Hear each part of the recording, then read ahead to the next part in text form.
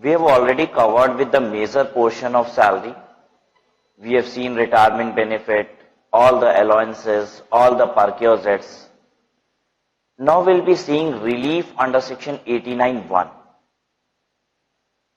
Relief word से ही समझ में आता है कि निश्चित है कुछ ना कुछ यहाँ पे सरकार हमें छूट दे रही होगी, कुछ बेनिफिट हो रहा होगा from the taxation point of view, right. When is this relief given under section 89(1)? पहले ये समझ लेते हैं।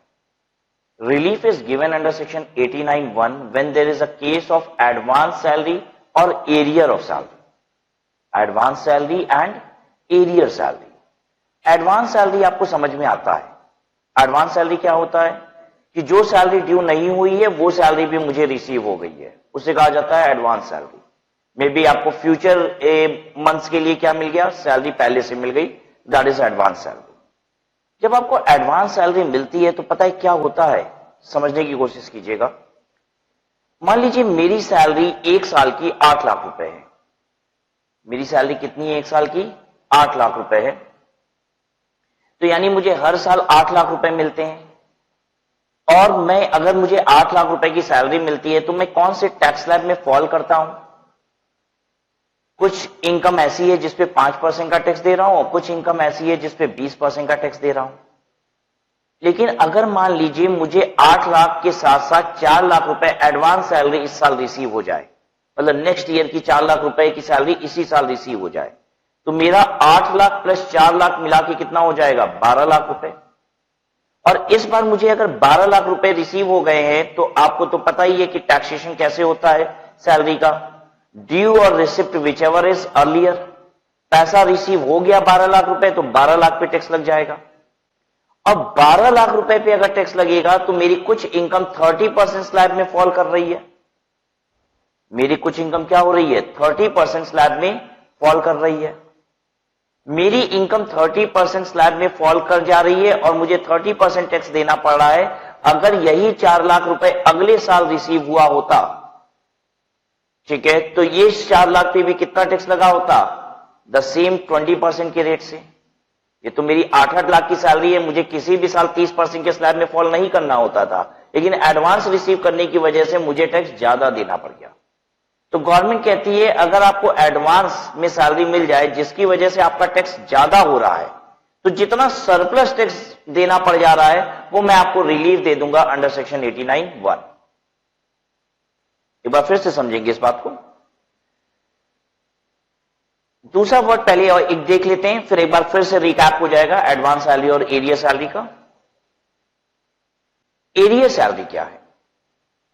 एरियर सैलरी का मतलब यह है अगर आपकी सैलरी को रेट्रोस्पेक्टिव इफेक्ट से बढ़ा दिया जाए, आपकी सैलरी को रेट्रोस्पेक्टिव इफेक्ट से बढ़ा दिया जाए और इस करंट ईयर में आपको पुराने साल के रिस्पेक्ट में जो रेट्रोस्पेक्टिव इफेक्ट से सैलरी बढ़ाई गई है वो भी मिल जाए, जिसकी वजह से मेरा टैक्स ज्यादा हो जा रहा है। तो जितना अधिक टैक्स आपको देना पड़ रहा है वो आपको रिलीफ मिल जाएगा अंडर सेक्शन 89(1). आइए समझाता हूं आपको। चलिए देखिएगा एग्जांपल से इस बात को। मैं आपको समझा रहा हूं एरियर सैलरी।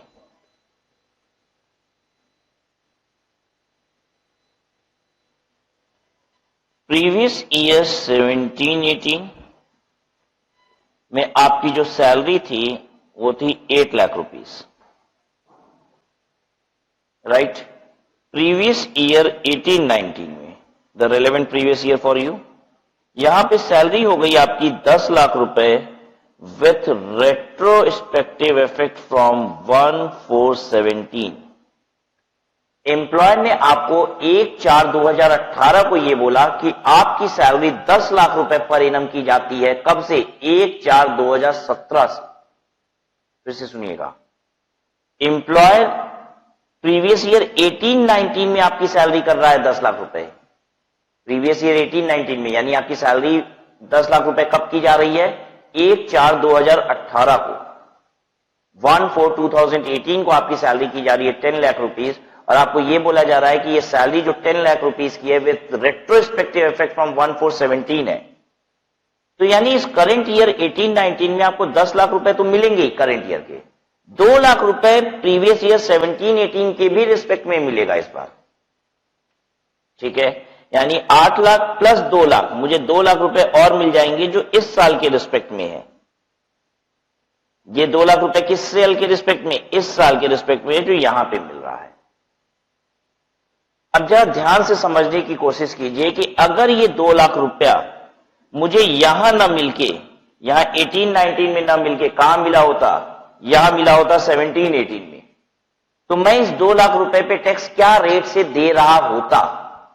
8 लाख रुपए, 2 लाख रुपए और जुड़ जाता, 10 लाख रुपए होता, और मैं 20% स्लैब में फॉल कर रहा था, यानी ये 2 लाख रुपए पे टैक्स जो लगता वो 20% के रेट से लगता। यही 2 लाख रुपए यहां न मिलने की बजाय मुझे यहां पे मिला, रेट्रोस्पेक्टिव इफेक्ट से सैलरी बढ़ाई गई, तो पुराने साल के रिस्पेक्ट में इस बार मुझे सैलरी मिल गई। अब यहां 2 लाख रुपए मिलने की वजह से 10 लाख और 2 लाख 12 लाख रुपए हो गया, और मैं 30% स्लैब में चला गया। इस 2 लाख रुपए पे मुझे टैक्स क्या रेट से देना पड़ रहा है? 30%।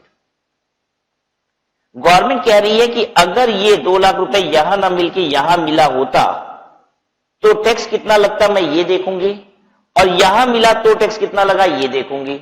दोनों का जो डिफरेंस है वो आपको रिलीफ के तौर पे दे दूंगी। कहने का मतलब गवर्नमेंट ये कहना चाहती है कि यहां पे 2 लाख रुपए मिलने की वजह से आपका टैक्स थोड़ा सा बढ़ गया ना।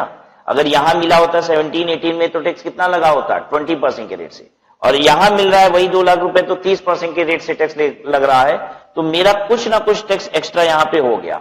जितना टैक्स एक्स्ट्रा हो गया यहां 18-19 में, इस 2 लाख रुपए की वजह से जो 17-18 को बिलोंग करता है, तो जितना भी एक्स्ट्रा टैक्स है वो आपको रिलीफ के फॉर्म में दिया जाएगा अंडर सेक्शन 89(1). Understood everyone? बिल्कुल वही चीज एडवांस सैलरी के केस में भी होती है। एडवांस सैलरी के केस में भी यही बात होती है कि मान लीजिए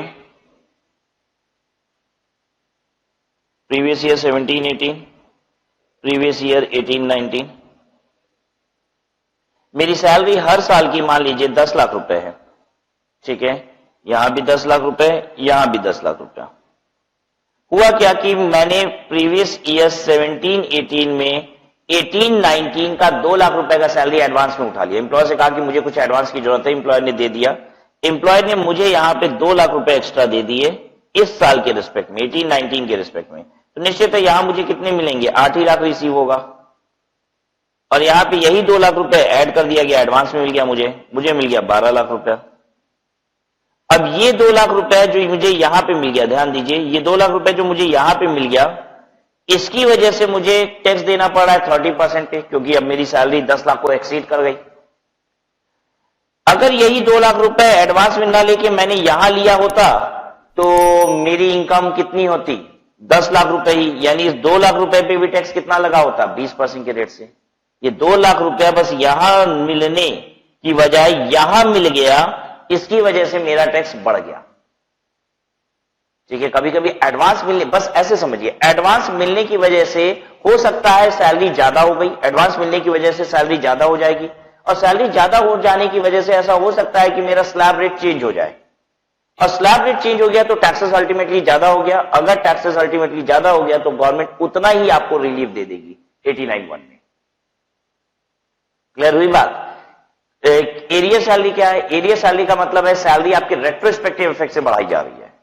सैलरी अगर रेट्रोस्पेक्टिव इफेक्ट से बढ़ाई जाती है तो जितना भी आपको करंट ईयर में मिलता है पुराने साल के रिस्पेक्ट में, वो आपकी सैलरी को इंक्रीज करता है, और हो सकता है उस इंक्रीज की वजह से आपका स्लैब रेट चेंज हो जाए, राइट। तो जितना ज्यादा टैक्स स्लैब रेट चेंज हो जाने की वजह से देना पड़ रहा है, वही है रिलीफ अंडर सेक्शन 89(1), राइट। अब एक बात समझिएगा, रिलीफ हर केस में नहीं आएगा। जैसे मेरी सैलरी मान लीजिए 50 लाख रुपए है, मेरी सैलरी 50 लाख रुपए है और मैंने 2 लाख रुपए का एडवांस ले लिया करंट ईयर में, तो 50 लाख से 52 लाख रुपए हो गए, उस 2 लाख पे भी 30% का ही टैक्स दिया मैंने। अगर ये मुझे अगले साल मिली होती, अगले साल मुझे 48 लाख मिला, क्योंकि 2 लाख रुपए हमने करंट ईयर में एडवांस ले लिया था। अगर मुझे अगले साल 48 लाख प्लस 2 लाख मिला होता तो भी तो बात वही होती, मुझे 30% पे ही टैक्स देना था। तो जो लोग ऑलरेडी 30% स्लैब में हैं, उनको अगर कुछ पैसा जल्दी मिल जाए, बाद में मिल जाए, उससे फर्क नहीं पड़ता, क्योंकि उनको टैक्स 30% के रेट पे ही देना है।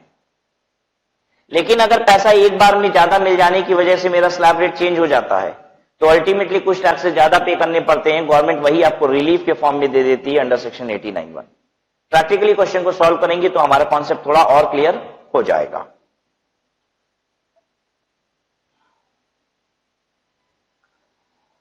Advance salary. Advance salary is taxable on receipt basis in the assessment year relevant to the previous year in which it is received, irrespective of the incidence of tax in the hands of employee.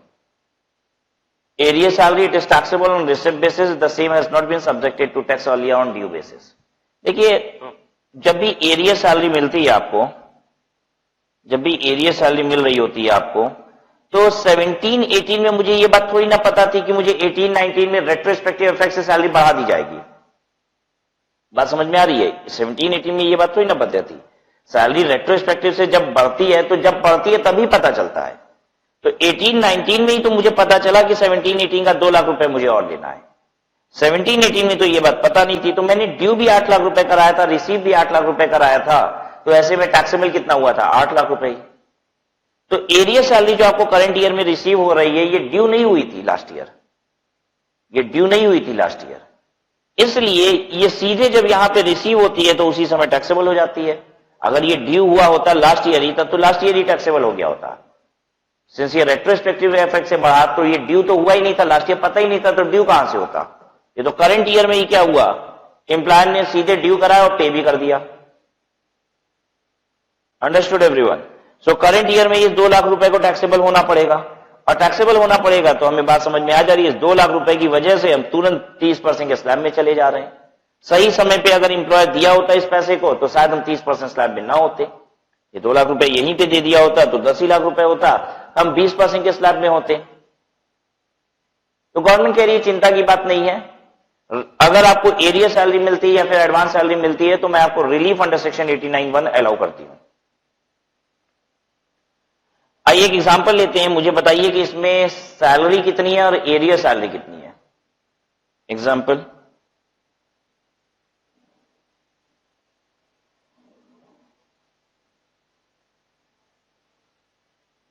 Salary for the month of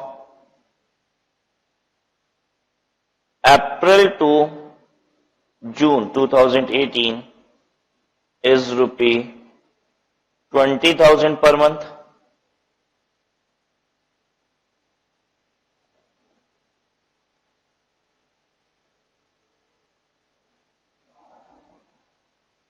In July 2018, salary increased to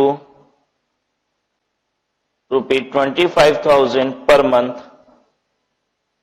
with retrospective effect from WREF, with retrospective effect from 1/4/18। Salary कितनी है PY 18-19 की, और arrear salary कितनी receive हुई है 18-19 में, ये भी बताइए। चलिए बताइए। अप्रैल मई जून 3 महीने की स्टार्टिंग में सैलरी 20,000 रुपए महीने थी। जुलाई में सैलरी 25,000 रुपए कर दी गई, लेकिन विथ रेट्रोस्पेक्टिव इफेक्ट फ्रॉम 1/4/18 कर दी गई।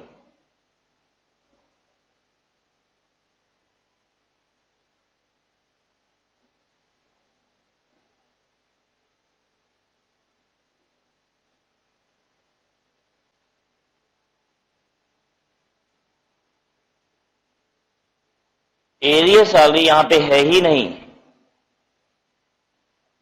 अगर करंट ईयर में ही रेट्रोस्पेक्टिव इफेक्ट से सैलरी बढ़ाई गई तो उसका कोई प्रभाव नहीं होगा, वो सैलरी करंट ईयर की ही कहलाएगी। एरिया सैलरी कब कहलाता है? जब पिछले सालों के रिस्पेक्ट में मुझे सैलरी बढ़ा के मिल जाती है, तब वो एरिया सैलरी कहलाता है। कोई भी retrospective effect will not bring you area salary. यहां पे रेट्रोस्पेक्टिव इफेक्ट से सैलरी इंक्रीज हो रही है, लेकिन करंट ईयर की ही हो रही है, राइट? तो मेरी जो सैलरी है करंट ईयर की, वो हर महीने की 25,000 रुपए हो गई। जुलाई में 25,000 रुपए किया गया, अप्रैल से कर दिया गया, तो हम यही कहेंगे मेरी सैलरी कितनी है इस साल की? 25,000 × 12 3 लाख रुपया। क्या कोई एरिया सैलरी है? नहीं। एरिया सैलरी का प्रश्न तब उठेगा जब पुराने सालों के रिस्पेक्ट में आपको इस बार सैलरी आती है। अंडरस्टूड। देखिए इसका इंपैक्ट तो करंट ईयर में मैं ले ही सकता हूं, इसका जो इंक्रीज हो रहा है क्या इसका इंपैक्ट करंट ईयर में लिया जा सकता है? हाँ, करंट ईयर अभी क्लोज कहां हुआ है, तो करंट ईयर की ही इनकम मान लेंगे हम इसे। अंडरस्टूड। जब लास्ट ईयर क्लोज हो चुका है, अब उसके बाद करंट ईयर में मुझे सैलरी मिल रही है, तो निश्चित है भाई ऐसे केस में अब क्या किया जाएगा, हमें लास्ट ईयर के रिस्पेक्ट में जो सैलरी इस बार मिली है उसको एरियर सैलरी कहेंगे। ठीक है,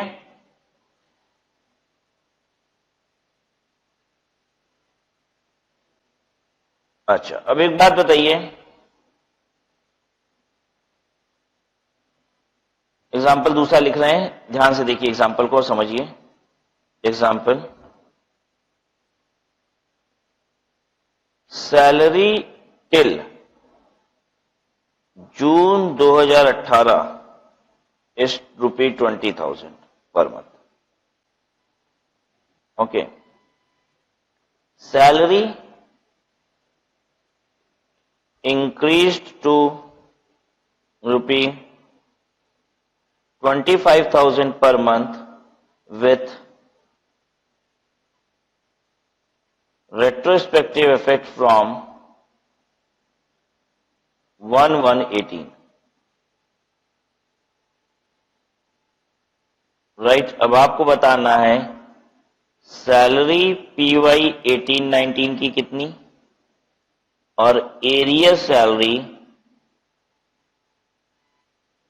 PY 18-19 की कितनी।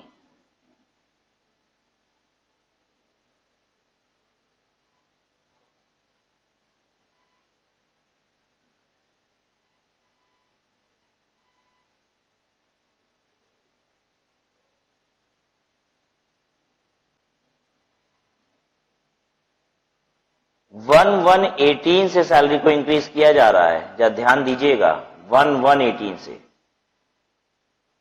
जनवरी फरवरी मार्च ये 3 महीना पुराने साल को बिलोंग करेगा, और अप्रैल मई जून इसकी भी सैलरी बढ़ी है, मतलब आप ऐसे समझ लीजिए जनवरी से लेकर जून तक की सैलरी 25,000 रुपए कर दी गई। ठीक है, इसमें से 3 महीना लास्ट प्रीवियस ईयर को बिलोंग करता है और 3 महीना करंट प्रीवियस ईयर को बिलोंग करता है। तो 3 महीना तो करंट प्रीवियस ईयर को बिलोंग करता है, तो हम तो यही कहेंगे साल के 12 महीने मुझे 25,000 रुपए की सैलरी मिली। पहले 3 महीने 20,000 मिली, लेकिन फिर बढ़ा दिया गया रेट्रोस्पेक्टिव इफेक्ट से, तो वो डिफरेंशियल भी 5,000 रुपए का मिल ही गया करंट ईयर में। तो करंट ईयर की सैलरी में 25,000 इंटू 12 बोलूंगा। पिछले साल के रिस्पेक्ट में कितना बढ़ा, 3 महीने का बढ़ा, जनवरी फरवरी मार्च, 5,000 ईच, 15,000, तो एरियर सैलरी 15,000 रुपए कहलाएगा, और करंट ईयर की सैलरी 3 लाख रुपए। एरियर सैलरी 18-19 में 15,000 क्यों हो गई, क्योंकि 3 महीने की सैलरी तो पुराने साल के रिस्पेक्ट में मिली, जनवरी फरवरी मार्च, जनवरी 18, फरवरी 18, मार्च 18, this falls in previous year 17-18। ठीक है,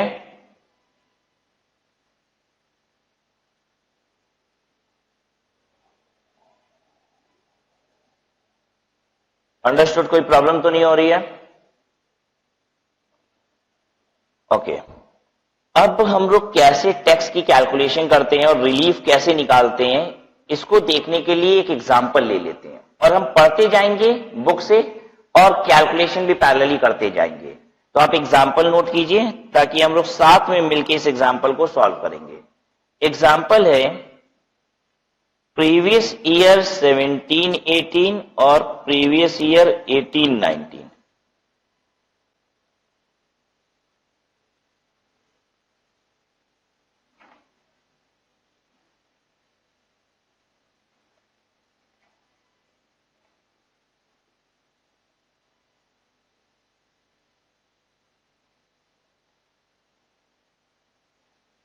ठीक है, सैलरी कितनी कितनी रख लीजिए, सैलरी यहां पे 8 लाख रुपए थी और यहां पे 10 लाख रुपए हो गई, लेकिन ये सैलरी 10 लाख रुपए विथ रेट्रोस्पेक्टिव इफेक्ट फ्रॉम 1/4/17 हुई, इसलिए मुझे एरियर सैलरी भी यहां पे रिसीव हो गई, यानी यहां पे एरियर सैलरी रिसीव हो गई मुझे 2 लाख रुपए की।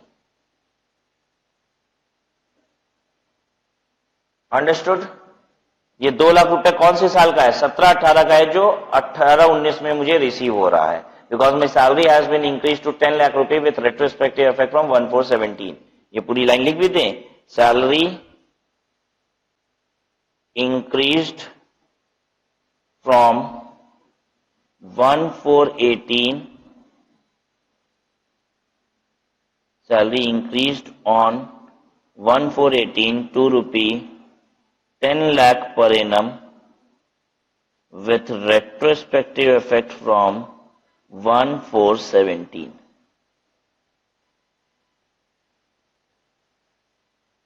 कोई दिक्कत तो नहीं हो रही है? परफेक्ट है, एकदम क्लियर है आपको?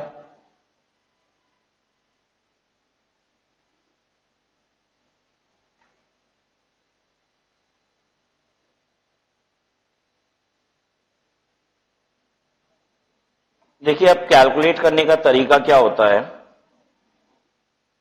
ये 2 लाख रुपया 18-19 में आया, इसलिए 18-19 में टैक्स कितना ज्यादा हुआ, और फिर हम निकालेंगे अगर ये 2 लाख रुपया यहां आया होता 17-18 में, तो 17-18 का टैक्स कितना ज्यादा होता। 2 लाख रुपए यहां आने की वजह से टैक्स कितना एक्स्ट्रा हो गया, अगर ये 2 लाख यहां आया होता तो टैक्स कितना एक्स्ट्रा होता। जो डिफरेंस है वही रिलीफ अंडर सेक्शन 89(1) है। बात समझ में आ गई क्या है रिलीफ अंडर सेक्शन 89? यहां पे 2 लाख आने की वजह से टैक्स कितना बढ़ा, यही 2 लाख रुपए अगर यहां आया होता तो टैक्स कितना बढ़ा होता। दोनों का डिफरेंस रिलीफ अंडर सेक्शन 89(1) है। क्लियर है सबको? अच्छा, अब यानी हमें 18-19 का टैक्स तो निकालना ही है, साथ में ये 2 लाख रुपए अगर यहां आया होता तो टैक्स कितना बढ़ा होता, इसके लिए मुझे 17-18 का भी टैक्स निकालना होगा। अब एग्जाम में 17-18 में टैक्स स्लैब क्या था ये आपको प्रोवाइडेड होगा। हाँ, 18-19 का स्लैब रेट प्रोवाइडेड नहीं होगा, क्योंकि 18-19 तो आपका रेलेवेंट प्रीवियस ईयर है, इसका तो आपको रटा होना चाहिए कि 2.5 लाख तक नील, 2.5 लाख से 5 लाख रुपए तक 5%, 5 से 10 20, और 10 से ऊपर 30, और सेस कितना है 4% का। ठीक है, प्रीवियस ईयर कोई भी पुराना प्रीवियस ईयर अगर आपको दिया होगा एग्जाम में तो निश्चित तो उसका स्लैब देगा, क्योंकि आपसे एक्सपेक्टेड नहीं है कि 1961 से लेके अभी तक के सारे स्लैब रेट्स आपको याद हो। तो जैसे ही ये क्वेश्चन हमने क्रिएट किया तो मैं भी आपको क्वेश्चन की तरह से बना देता हूं। टैक्स रेट 17-18 का दिया होगा एग्जाम में, मैं भी दे देता हूं। टैक्स रेट प्रीवियस ईयर 17-18 का,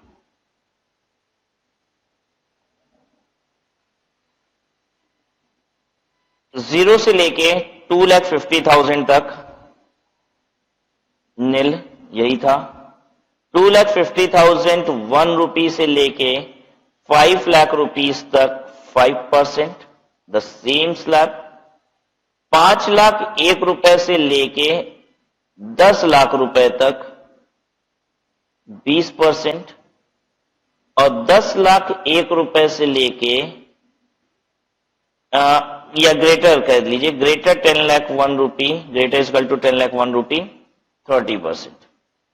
ठीक है, और सेस जो था वो लेकिन 3% था, जो अभी 4% है ना, पहले सेस 3% था, और उसका नाम भी in fact health and education cess नहीं था, पहले नाम था education cess 2% and secondary higher education cess 1%।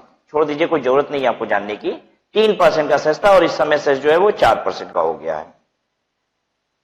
तो चलिए हम लोग समझना शुरू करते हैं। इसको कॉपी कर लीजिए क्वेश्चन को। पुराने साल का स्लैब रेट भी क्वेश्चन में प्रोवाइडेड होगा और इसीलिए हमने स्लैब रेट लिख दिया आपके सामने।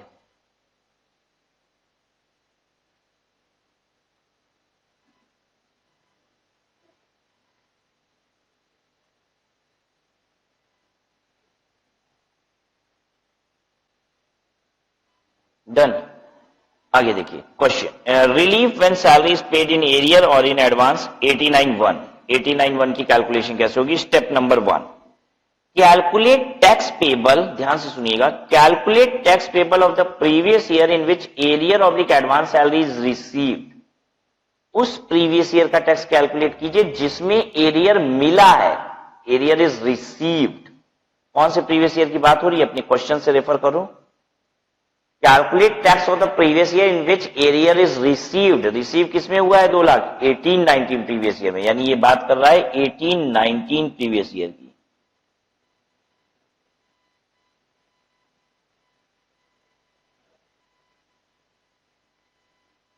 ठीक है,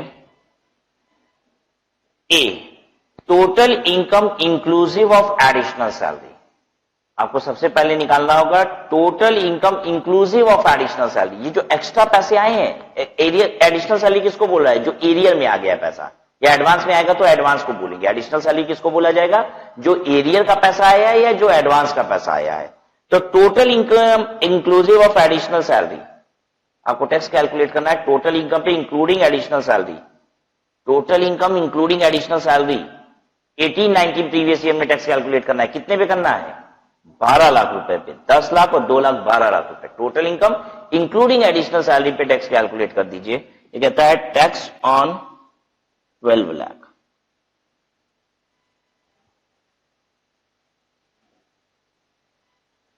ठीक है। बी क्या कहता है? Tax total income exclusive of additional salary. Previous year 18-19 का टैक्स निकालिए एक्सक्लूसिव ऑफ एडिशनल सैलरी। वो 2 लाख रुपए एडिशनल सैलरी छोड़ दो और टैक्स निकालो, यानी निकालो टैक्स ऑन 2 लाख और टैक्स ऑन 10 लाख।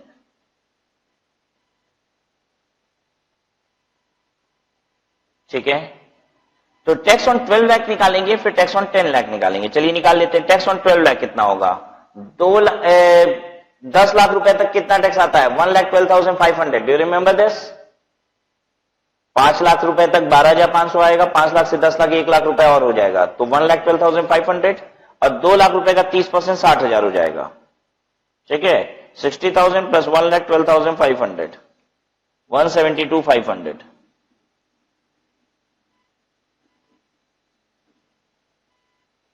10 लाख रुपए का कितना होगा? 1,12,500 रुपया। ओहो, एक सेकंड बच्चों सेस भूल गए। अच्छा, 172,500 प्लस 4% सेस लगेगा, कर दीजिए। 4% और ऐड कीजिए, 179,400।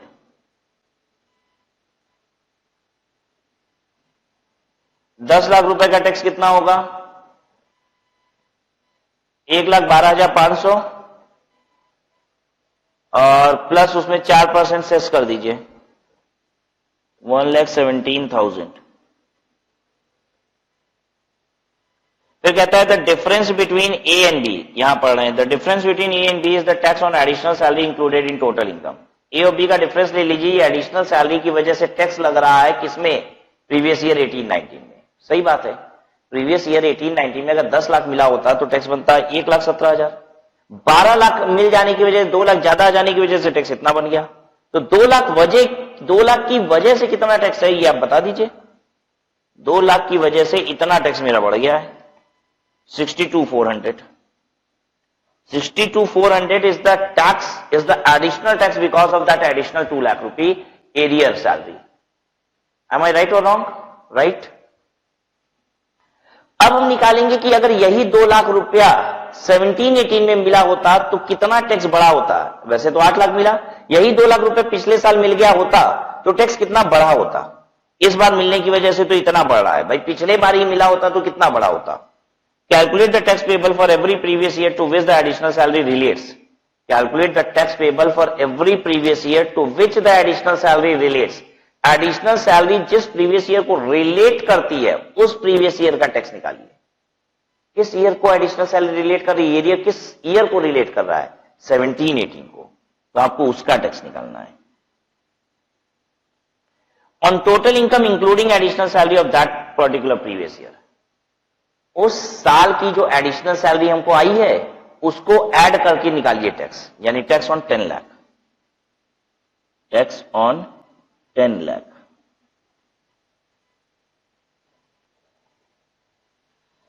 On total income excluding additional salary 17-18 का टैक्स निकालिए एक्सक्लूडिंग एडिशनल सैलरी, यानी टैक्स ऑन 8 लाख। समझ में आ रहा है ना सबको बच्चों?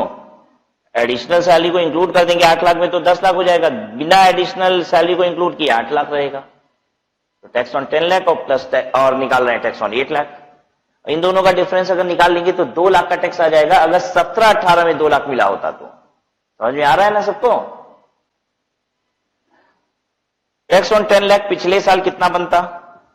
1,12,000 स्लैब तो वही था ना, तो 1,12,500 बट 3% सेस लगता पिछले साल, तो 3% ऐड कीजिएगा 1,12,500 में। तो 1,15,875।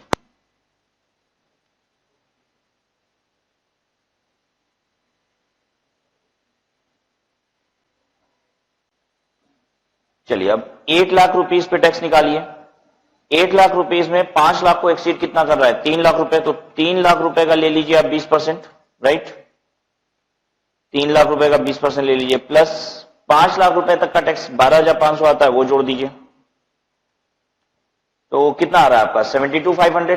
3% पिछले साल सेस था, 3% और बढ़ा दीजिए, 74,675 ये आ रहा है।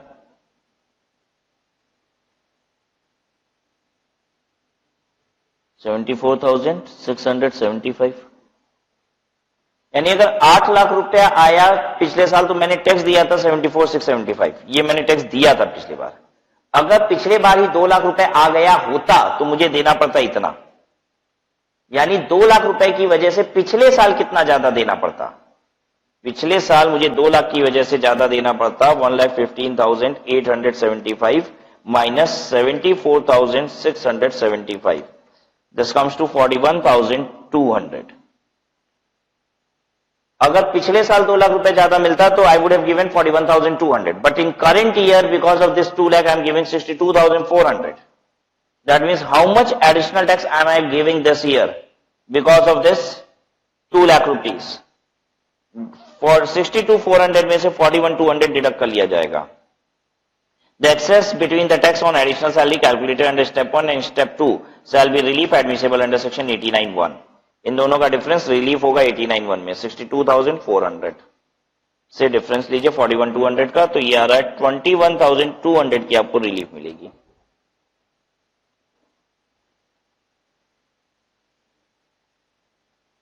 ठीक है, कहां से रिलीफ मिलेगी? तो देखिए इस साल का टैक्स 12 लाख रुपए पे 179,400 है, तो मुझे 179,400 देने की आवश्यकता नहीं है, 21,000 रुपए, 21,200 रुपए लेस कर दिया जाएगा और इतना ही टैक्स देना पड़ेगा।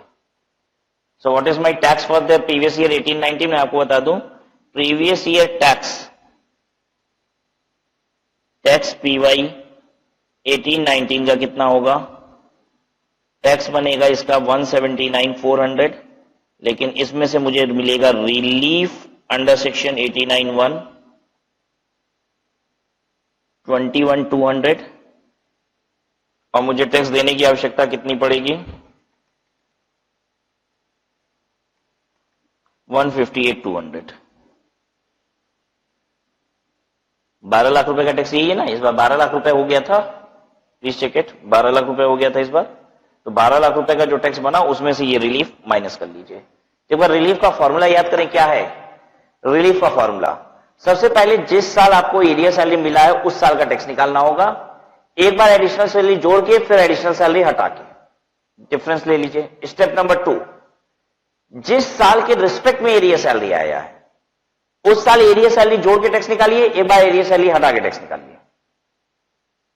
ठीक है, वो डिफरेंस ले लीजिए। और स्टेप 3 में क्या कीजिए? स्टेप 1 माइनस स्टेप 2 कर दीजिए। रिपीट करें, स्टेप नंबर 1, जिस साल एरिया सैलरी आया उस साल का टैक्स निकालना है, एक बार एरियर को जोड़ के एक बार एरियर को हटा के डिफरेंस ले लेना है। स्टेप नंबर 2, जिस साल के रिस्पेक्ट में एरिया सैलरी आया उस साल का टैक्स निकालना है, एक बार एरियर को जोड़ के एक बार एरियर को हटा के डिफरेंस ले लेना है। और फिर स्टेप नंबर 1 और 2 का डिफरेंस लेना है, यही क्या कहलाएगा? आपका रिलीफ अंडर सेक्शन 89(1). अंडरस्टूड?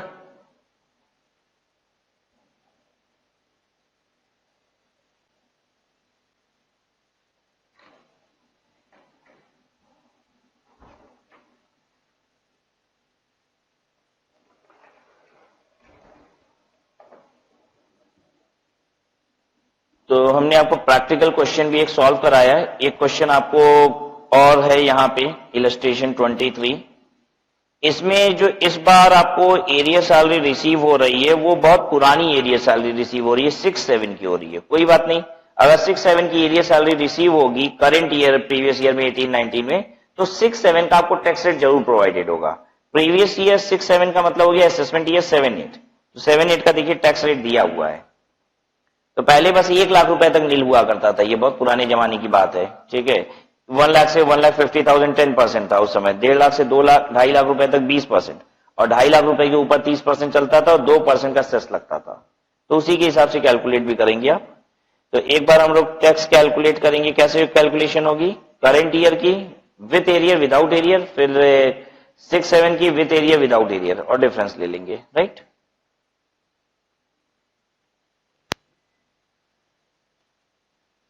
तो देखिए एक बार हम लोग 1920 की कैलकुलेट कर रहे हैं, फिर 7-8 AY का कैलकुलेट करेंगे। 1920 का कैलकुलेट करेंगे विथ एरियर विदाउट एरियर, ये विथ एरियर है, ये विदाउट एरियर है, इसका टैक्स कैलकुलेट किया और डिफरेंस ले लिया, ठीक है। फिर 7-8 में भी एक बार विथ एरियर कैलकुलेट करेंगे, विथ एरियर इतना आ रहा है, विदाउट एरियर इतना आ रहा है, डिफरेंस ले लेंगे, ठीक है। अब इन दोनों डिफरेंस का डिफरेंस ले लेंगे, ये रिलीफ हो जाएगा।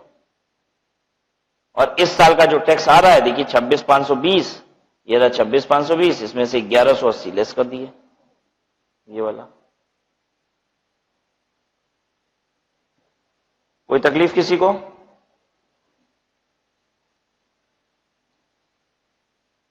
Now coming to Provident Fund. Provident Fund is a retirement benefit. This is a fund in which employer as well as employee both contributes a sum of money every year till the retirement, and on retirement the entire lump sum amount is received by the employee. Basically provident fund है क्या चीज, देखिए provident fund एक डिब्बा है जिसमें पैसे इकट्ठे किए जा रहे हैं।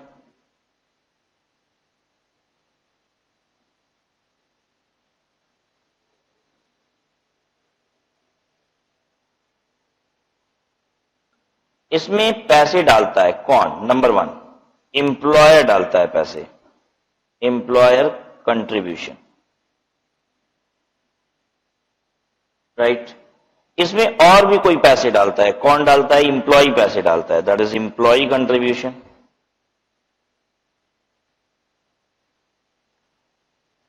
अंडरस्टूड।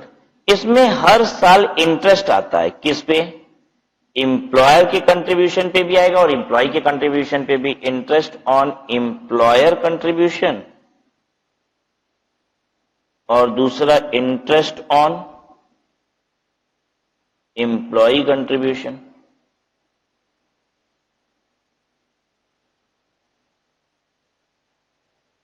अंडरस्टूड। और एक दिन पैसा इसमें से क्या होगा, निकल जाएगा जब एम्प्लॉय रिटायर करेगा, इसे कहेंगे lump sum paid to employ.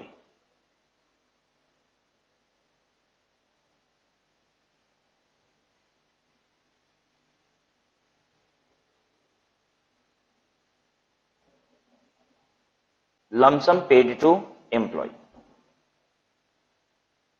बात समझ में आ गई? एम्प्लॉयर पैसा डाला, एम्प्लॉय पैसा डाला, दोनों के कंट्रीब्यूशन पे हर साल इंटरेस्ट आया, और रिटायरमेंट के दिन क्या होगा, पैसा बाहर आ जाएगा। तो देखिए सारा पैसा हम अंदर की तरफ दिखा रहे थे, आ रहा है, और एक पैसा हम दिखा रहे हैं बाहर जा रहा है, जो लमसम जा रहा है eight the time of retirement. Now provident fund कई प्रकार के होते हैं, सबका नाम सीखिए पहले तो। स्टैट्यूटरी प्रोविडेंट फंड, शॉर्ट में बोलेंगे हम इसको SPF. Recognised provident fund RPF. Unrecognised provident fund URPF, unrecognised provident fund. और पब्लिक प्रोविडेंट फंड पीपीएफ।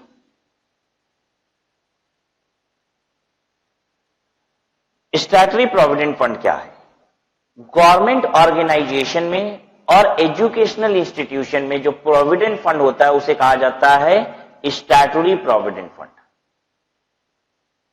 जो फंड कहां पे बनता है? गवर्नमेंट ऑर्गेनाइजेशन, मतलब गवर्नमेंट ऑर्गेनाइजेशन में जो भी प्रोविडेंट फंड बन रहा है उसको कहा जाएगा स्टैट्यूटरी प्रोविडेंट फंड। और educational institution, educational institution government वाली भी प्राइवेट वाली भी, कोई भी एजुकेशनल इंस्टीट्यूशन मतलब स्कूल कॉलेज यूनिवर्सिटी, इसमें जो प्रोविडेंट फंड है वो स्टैट्यूटरी प्रोविडेंट फंड है। याद रहेगा सबको ये बात। स्टैट्यूटरी प्रोविडेंट फंड कहां पे होता है? गवर्नमेंट ऑर्गेनाइजेशन में, दूसरा एजुकेशनल इंस्टीट्यूशन में, ठीक है। इसमें जो प्रोविडेंट फंड होगा उसको बोला जाएगा स्टैट्यूटरी प्रोविडेंट फंड। अब बात करते हैं रिकॉग्नाइज्ड प्रोविडेंट फंड क्या है और अनरिकॉग्नाइज्ड प्रोविडेंट फंड क्या है। अगर आपकी इस्टेब्लिशमेंट के ऊपर प्रोविडेंट फंड एक्ट का कानून लगता है, एप्लीकेबल है, तो आपका प्रोविडेंट फंड कहलाता है रिकॉग्नाइज्ड प्रोविडेंट फंड। अगर आपके इस्टेब्लिशमेंट पे प्रोविडेंट फंड एक्ट अप्लाई नहीं होता है और फिर भी आपने प्रोविडेंट फंड मेंटेन किया हुआ है, तो वो कहलाता है अनरिकॉग्नाइज्ड प्रोविडेंट फंड। अब आप पूछेंगे सर प्रोविडेंट फंड एक्ट लगता कब है? अगर एक इस्टेब्लिशमेंट में 20 और मोर इंप्लॉइज होते हैं, अगर एक इस्टेब्लिशमेंट में 20 और मोर इंप्लॉइज होते हैं, तो ऐसे केस में वहां पे अप्लाई करता है प्रोविडेंट फंड एक्ट। यानी अब वहां जरूरी है इंप्लॉयर को पीएफ मेंटेन करना पड़ेगा इंप्लॉय का और पैसा देना पड़ेगा रिटायरमेंट। कब ये बात जरूरी होती है? प्रोविडेंट फंड एक्ट कब लगता है? जिस एस्टेब्लिशमेंट में कितने इंप्लॉय हो? 20 और मोर, 20 या 20 से अधिक इंप्लॉय हो। ठीक है। अब एक बात बताइए, मेरी एस्टेब्लिशमेंट में से 5 इंप्लॉय हैं, लेकिन हम चाहते हैं कि जो भी मेरा इंप्लॉय रिटायर करे, ठीक है, वर्षों काम करने के बाद जो मेरी कंपनी से रिटायर करे, उसको क्या मिले?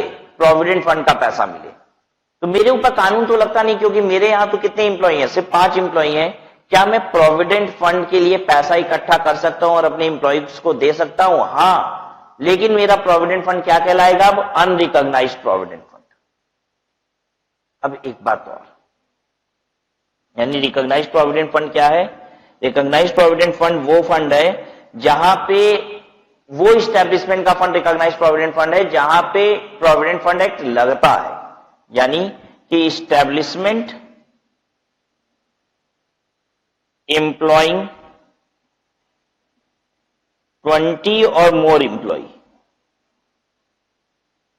लेकिन ध्यान दीजिए दूसरी बात, अगर मेरे ऊपर प्रोविडेंट फंड एक्ट नहीं लगता है और फिर भी मैं प्रोविडेंट फंड मेंटेन करता हूं, तो जो प्रोविडेंट फंड मेंटेन हो रहा है कंपनी में, वो अनरिकॉग्नाइज्ड प्रोविडेंट फंड कहलाएगा। लेकिन एक रास्ता है, अगर आप अपने मन से भी प्रोविडेंट फंड मेंटेन कर रहे हो और कमिश्नर ऑफ इनकम टैक्स से अप्रूव करा लेते हो अपने फंड को, तो आपका फंड भी कहलाता है रिकॉग्नाइज्ड प्रोविडेंट फंड। बात समझ में आई? मेरे ऊपर कानून नहीं लगता है, लेकिन कमिश्नर ऑफ इनकम टैक्स से हमने फंड को अप्रूव करा लिया, तो मेरा फंड भी कहलाएगा रिकॉग्नाइज्ड प्रोविडेंट फंड। यानी ओन स्कीम, अपने से बनाई हो provident fund, own scheme of PF recognised by CIT, commissioner of income tax. बात समझ में आई सबको? यानी अनरिकॉग्नाइज्ड प्रोविडेंट फंड क्या है? अब आप बताइए। अनरिकॉग्नाइज्ड प्रोविडेंट फंड वो प्रोविडेंट फंड है, अनरिकॉग्नाइज्ड प्रोविडेंट फंड वो प्रोविडेंट फंड है, उस एस्टेब्लिशमेंट का प्रोविडेंट फंड है जहां पे प्रोविडेंट फंड एक्ट नहीं लगता है, और दूसरी बात, उसने कमिश्नर ऑफ इनकम टैक्स से अप्रूव भी नहीं कराया है। जहां पे प्रोविडेंट फंड एक्ट नहीं लगता है और कमिश्नर ऑफ इनकम टैक्स से अप्रूव भी नहीं कराया है। ठीक है। अब ये पब्लिक प्रोविडेंट फंड क्या है? देखिए, एम्प्लॉइज के लिए तो प्रोविडेंट फंड मेंटेन होता है, ठीक है, और गवर्नमेंट ने कानून भी बना रखा है कि जहां पे 20 से अधिक एम्प्लॉई है उन्हें प्रोविडेंट फंड बनाना भी पड़ेगा। तो एम्प्लॉइज लोग को तो पीएफ का पैसा मिलता है और बड़ा फायदा भी है। अभी हम इसमें पढ़ाएंगे आपको फायदा क्या है। एम्प्लॉयर पैसे डालता है, वो टैक्सेबल ही नहीं होता। एम्प्लॉय पैसे डालता है, उसको छूट मिल जाती है एटीसी में। हम एम्प्लॉय है, हम पैसा डालेंगे प्रोविडेंट फंड में, तो एटीसी में गवर्नमेंट हमको डिडक्शन दे देती है, मेरी टैक्सेबल इनकम कम हो जाती है, मेरा टैक्स कम हो जाता है। और एम्प्लॉय जो पैसे डाल रहा है, भैया अल्टीमेटली तो हम ही को मिलेगा। एम्प्लॉय पैसे डाल रहा है, वो परक्यूजिट नहीं है, कोई बेनिफिटिंग काइंड नहीं है वो। अरे एम्प्लॉयर भी इस डब्बे में पैसा डाल रही है, डब्बा तो एम्प्लॉय का है, एम्प्लॉय के डब्बे में एम्प्लॉयर डाल रहा है, तो this is not a benefit. Obviously it's a benefit, but this not added to salary. तो फायदे तो हैं प्रोविडेंट फंड के, क्योंकि गवर्नमेंट इंकरेज कर रही है, प्रमोट कर रही है कि एम्प्लॉय जब रिटायर करे तो उसे पैसे मिले। अब बिजनेसमैन को इस बात से तकलीफ थी। बिजनेसमैन का यह कहना था कि हम बिजनेस करते हैं तो क्या हम कभी रिटायर नहीं होते? क्या बिजनेसमैन आखिरी सांस तक काम करता रहेगा? बिल्कुल, एक दिन ऐसा आएगा जिस दिन वो रिटायर करेगा। यानी एक दिन ऐसा आएगा जब वो काम करने योग्य नहीं होगा। क्लियर हो रही है जो बात हम कह रहे हैं आपको? जिस दिन वो काम करने योग्य नहीं होगा, जरा सोचिए, क्या उसके लिए गवर्नमेंट ने कुछ किया? नहीं। तो जब बिजनेसमैन ने रिप्रेजेंटेशन दी अपनी कि हमारे लिए भी रिटायरमेंट बेनिफिट का कुछ इंतजाम होना चाहिए, तो गवर्नमेंट ने कहा चलिए पीपीएफ देते हैं आपको, पब्लिक प्रोविडेंट फंड। ये बेसिकली एम्प्लॉयर एम्प्लॉय मिलके मेंटेन नहीं करते हैं, ये पब्लिक प्रोविडेंट फंड बैंक में खाता खोला जाता है। ये पब्लिक प्रोविडेंट फंड एक बैंक में जाके आप बोलिए कि मुझे पीपीएफ अकाउंट खोलना है तो वो खोल देगा, और इसमें जो भी पैसा डालेगा उसका एटीसी में छूट मिल जाता है, चैप्टर 6A में डिडक्शन मिल जाता है। चैप्टर 6A में ही एटीसी आता है ना, वहां पे डिडक्शन मिल जाता है।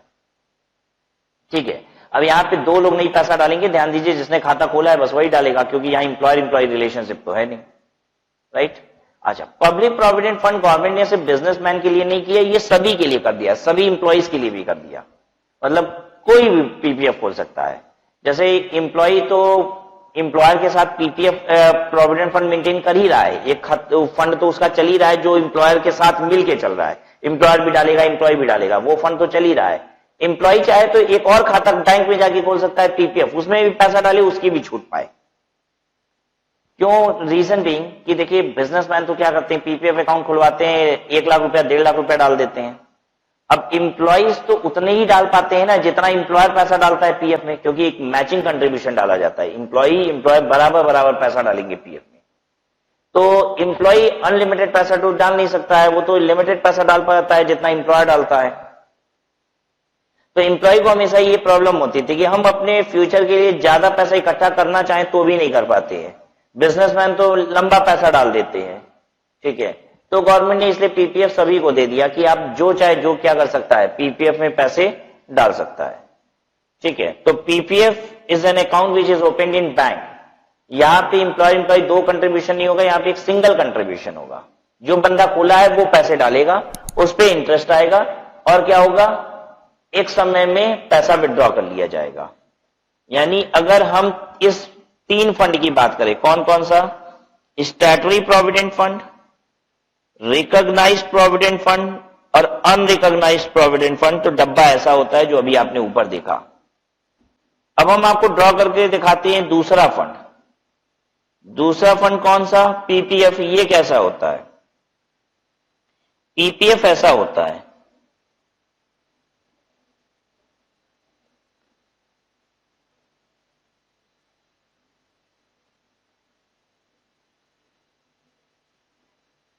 इसमें इंडिविजुअल कंट्रीब्यूशन होता है, जो इंडिविजुअल खाता खोला है वो कंट्रीब्यूशन डालेगा,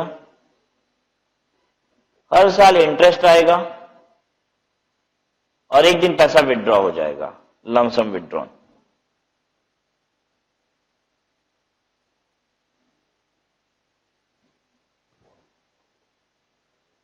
आया समझ में सबको? ये कहानी है इसकी, ये कहानी है किसकी, पीपीएफ की। और बाकी के 3 फंड इस तरीके के कुछ होंगे। चलिए अब एक एक करके हर फंड को समझ लेते हैं कि किसमें क्या टैक्सेबिलिटी है। सबसे पहले जो हम लोग देखने जा रहे हैं बच्चों, वो ये देखने जा रहे हैं स्टैट्यूटरी प्रोविडेंट फंड। तो कॉलम वाइज पढ़ेंगे आप लोग, statutory provident fund column wise पढ़िएगा, इस तरीके से नीचे की तरफ आइए, ठीक है। एक एक चीज इधर से देखते जाइए, एम्प्लॉयर कंट्रीब्यूशन का क्या होगा, सब एक एक करके देखते रहिए। देखिए क्या कहता है, employer's contribution to provident fund, employer contribution to provident fund exempt from tax. Employee जितना पैसा डाल देगा इस फंड में सब एग्जेम्प्ट है। एम्प्लॉयर कंट्रीब्यूशन एग्जेम्प्ट, अनलिमिटेड, जितना मर्जी 1 लाख 10 लाख 50 लाख 100 करोड़ 500 करोड़ जितना एम्प्लॉय डाल दिया सब एग्जेम्प्ट। सोचो यार, ये फंड किसका है, अल्टीमेटली एम्प्लॉय को मिलना है। एम्प्लॉय जितना पैसा डाल दे रहा है सब एग्जेम्प्ट है, टैक्स नहीं लगता। दूसरा, deduction under section 80C on employees contribution. जो एम्प्लॉय पैसा डालेगा क्या उसका 80C मिल जाएगा, कह रहा है अवेलेबल। वाह भाई वाह, 80C अवेलेबल हो जाएगा जो एम्प्लॉय पैसा डालेगा। वंडरफुल वंडरफुल, क्या बात है भाई। एम्प्लॉयर पैसा डाला एग्जेम्प्ट, एम्प्लॉय पैसा डाली 80C में छूट ले ले। मतलब एम्प्लॉयर पैसा डाले तो सैलरी में जोड़ना नहीं है, और एम्प्लॉय पैसे डाल दे तो जाके ग्रॉस टोटल इनकम से डिडक्ट कर ले। और देखिए, interest credited to provident fund, दोनों का इंटरेस्ट, भाई बस इंटरेस्ट बोल रहे ना, तो दोनों के पैसे पे इंटरेस्ट आ रहा है फंड में, एग्जेम्प्ट फ्रॉम टैक्स। वंडरफुल भाई, ये दोनों जो इंटरेस्ट आ रहा है ये दोनों का दोनों एग्जेम्प्ट है, मतलब full interest on this fund is exempt. Wonderful law. Lump sum payment at the time of retirement और termination of service exempt from tax. जो लमसम पैसा आएगा ये भी एग्जेम्प्ट होगा। वाह। तो देखिए गवर्नमेंट ऑर्गेनाइजेशन में और एजुकेशनल इंस्टीट्यूशन में ये फंड बनता है और बड़ा सुंदर फंड है, इस पे कोई टैक्स नहीं लगता। जितना पैसा इंप्लॉय डाल रहा है, जितना इंटरेस्ट आ रहा है, जितना लमसम विड्रॉ करेंगे सब एग्जेम्प्ट है, और तो और इंप्लॉय जितना पैसा डालेगा एटीसी में छूट लेगा। हालांकि एक बात बतानी जरूरी है, क्योंकि हम ये नहीं कह सकते कि जितना पैसा डालेगा एटीसी में छूट लेगा, क्योंकि एटीसी की अपनी लिमिट है। एटीसी की अपनी एक लिमिट है कि 1.5 लाख रुपए से ज्यादा छूट मिलता नहीं है एटीसी में, ठीक है। हालांकि यहां पे ऐसा कोई रिस्ट्रिक्शन नहीं है, एम्प्लॉय कंट्रीब्यूशन लॉ यही कहता है कि एम्प्लॉय जितना पैसा डालेगा उसको क्या मिलेगा, एटीसी में डिडक्शन मिलेगा। लेकिन एटीसी की अपनी एक लिमिट है, यहां इस सेक्शन की लिमिट नहीं है, एटीसी सेक्शन की लिमिट है कि वहां पे 1.5 लाख से ज्यादा छूट मिलेगा ही नहीं। क्लियर है सबको? तो ये बात कहानी किसकी थी, स्टैट्यूटरी प्रोविडेंट फंड की। तो बच्चों अभी तक मैंने जो कहानी सुनाई आपको वो स्टैट्यूटरी प्रोविडेंट फंड की कहानी सुनाई थी, ये थी कहानी पूरी स्टैट्यूटरी प्रोविडेंट फंड। आइए बच्चों अब मैं दूसरी कहानी शुरू करता हूं, रिकॉग्नाइज्ड प्रोविडेंट फंड। कौन सी कहानी, रिकॉग्नाइज्ड प्रोविडेंट फंड। यहां क्या होगा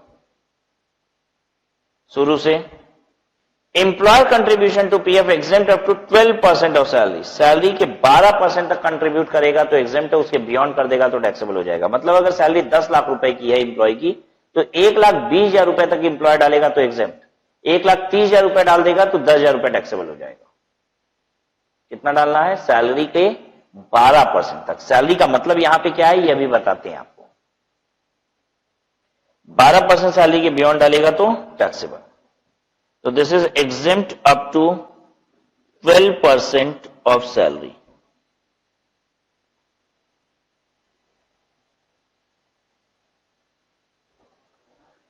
Deduction under section 80C on employees contribution available. ये मिलेगा, 80C मिलेगा, वंडरफुल। फिर exempt from tax, interest का क्या होगा, exempt from tax if the rate of interest does not exceed notified rate, that is 9.5%. Excess of interest over notified rate is taxable.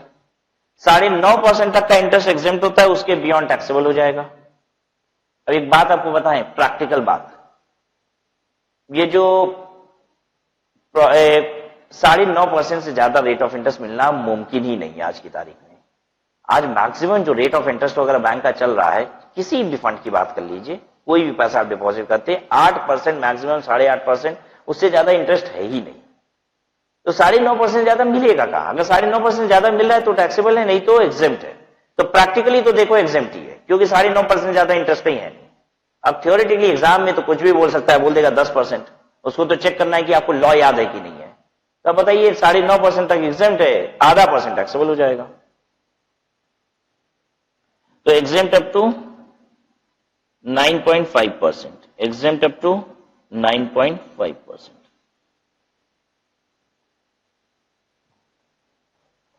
याद रहेगा, recognised provident fund में employer contribution 12% of salary तक exempt है, beyond that taxable, और interest 9.5% exempt है, उसके beyond taxable. अच्छा, lump sum पैसा जो आएगा वो क्या होगा, एग्जेम्प्ट फ्रॉम टैक्स, तो ये एग्जेम्प्ट है। क्लियर है सबको? अब देख लिया जाए next, URPF, unrecognised provident fund. आइए देखते हैं यूआरपीएफ, अनरिकॉग्नाइज्ड प्रोविडेंट फंड। एक बात बताइए, कहां ज्यादा फायदा होना चाहिए, रिकॉग्नाइज्ड में कि अनरिकॉग्नाइज्ड में? जरा सोचिए, देखो रिकॉग्नाइज्ड अनरिकॉग्नाइज्ड में अंतर क्या है।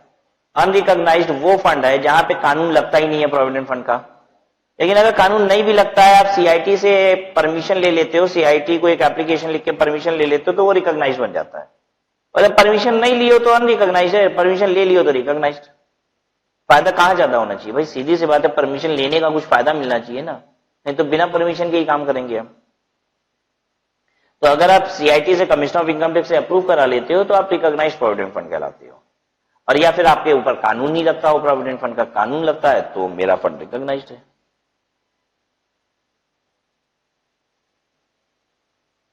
अनरिकॉग्नाइज्ड प्रोविडेंट फंड में एम्प्लॉयर कंट्रीब्यूशन जो होगा वो एग्जेम्प्ट फ्रॉम टैक्स है,